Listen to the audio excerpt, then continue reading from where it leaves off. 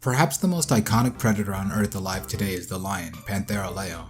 It's an animal that to many embodies strength, courage, and regality. Today, this animal is only found in Africa and in an isolated region in India, but just a few thousand years ago, this animal was widespread throughout the globe. Alongside this animal during this time also lived two very close relatives of it, the Eurasian cave lion and the American lion. Both of these animals are part of the Panthera genus, which branched off 11.3 million years ago at the tail end of the Miocene, with the oldest known member of this genus being Panthera blythii. Today, this genus consists of animals such as the tiger, leopard, jaguar, snow leopard, and of course, the lion. The Eurasian cave lion, Panthera spelaea, evolved some 600,000 years ago around Europe. Originally considered a subspecies of Panthera Leo, this animal is regarded by many as its own separate species. This animal is widespread around northern Eurasia, from the Iberian Peninsula to regions around the Bering Strait, and even reached as far as Canada and Alaska. The cave lion weighed up to around 340 kilograms and was 1.2 meters tall at the shoulder and 2.1 meters long. Put side by side, it's clear that spelaea managed to dwarf its African cousin.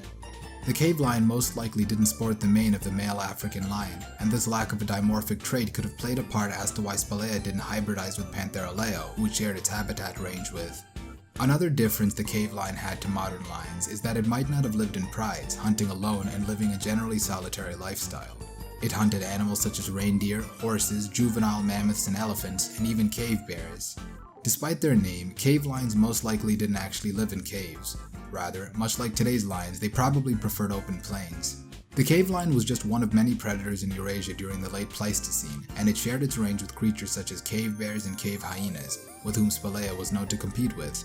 Although it shared its range with tiger species as well, it didn't directly compete with them, given that while tigers preferred to hunt in more forested areas with more cover, the cave lion preferred hunting in open savannas or grasslands.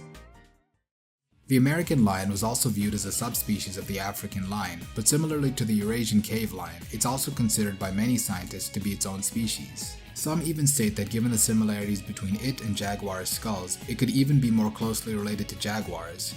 A common theory on the evolution of the American lion was that it derived from an isolated population of Panthera spelaea that had migrated to North America 340,000 years ago. First discovered by Joseph Leidy in 1853 based on a fragment of its lower jaw, the American lion has since been most commonly found in the La Brea tar pits of Los Angeles. That being said, the animal has been found as far south as Argentina, where there are even cave paintings of the lion. The American lion also shared its habitat with other predators which it competed with.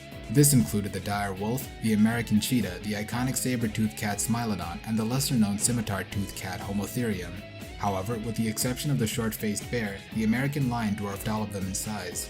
Panthera atrox had a skull length of 40.6 centimeters, was 1.2 meters tall at the shoulder, and could measure up to 2.5 meters in length. The largest specimen on record was estimated to weigh around 351 kilograms, although there is evidence to suggest that the heaviest members of this species could have exceeded 1,000 pounds. This would make the American lion the heaviest cat of all time. This animal either hunted in pairs or by itself, and most likely did not live in prides. Panthera atrox was known to hunt horses, deer, camels, ground sloths, bison, and juvenile mammoths. There are numerous pieces of non-fossil evidence for both of these lions, from cave paintings to even preserved remains, such as this cub that was dated to be about 44,000 years old from Siberia. Despite the dominance of these species in their respective habitats, they found themselves part of a larger megafaunal mass extinction that took place during the end of the Pleistocene. There are many theories as to why this extinction could have occurred, with the most common one revolving around a combination of climate change as well as human expansion throughout the globe. Humans normally wouldn't have hunted these cats, and in fact they oftentimes found themselves prey for the lions. However, they played a role in wiping out the prey species of both the Eurasian cave lion and the American lion.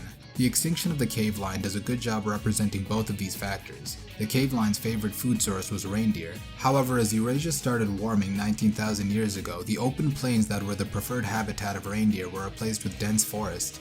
As a result, the reindeer population migrated elsewhere, and in combination with the large megafauna such as horses and proboscideans going extinct partially due to climate change and human hunting, the food sources for Eurasian cave lions began to dwindle. The extinction of the American lion faces a very similar story.